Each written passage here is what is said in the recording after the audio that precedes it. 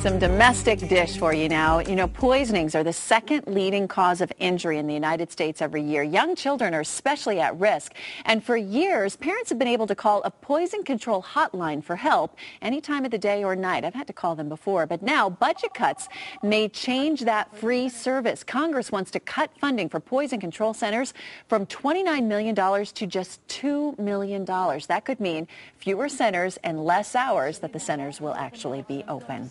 With Facebook taking over the world, it's people of all ages posting pictures and talking about their lives online. Right. So big question for parents, and my sister goes through this with her daughters. Should you be a Facebook friend with your kids? And what if your kids don't want you to be their friend? So to you other kids all across the land, there's no need to argue. Parents just don't understand. As parents, we just assume that we're cool. Except for this guy. And that our kids like us. But in a survey done by Kaplan Test Prep, nearly 40% of teens aren't Facebook friends with mom or dad, simply because they ignore the friend request. What? They're ignoring us? Why would they do that? It's not like we followed them to the mall to check up on them. We just want to be their Facebook friend. I don't let my mom and dad have a Facebook. They try to create one, but I don't help them, so it works out. I actually do have my parents on Facebook, but I block posts so they can't see what I put on it.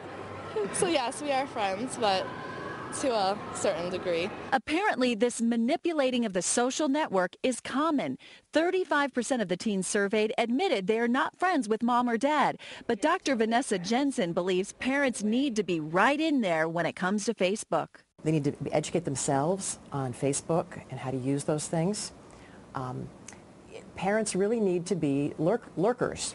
They need to be literally walking behind their kid on the couch and sort of saying, you know, what's going on there. And establishing that early can allow parent and child to open the lines of communication. I don't really have anything to hide anything, so it just doesn't matter to me. She's my friend.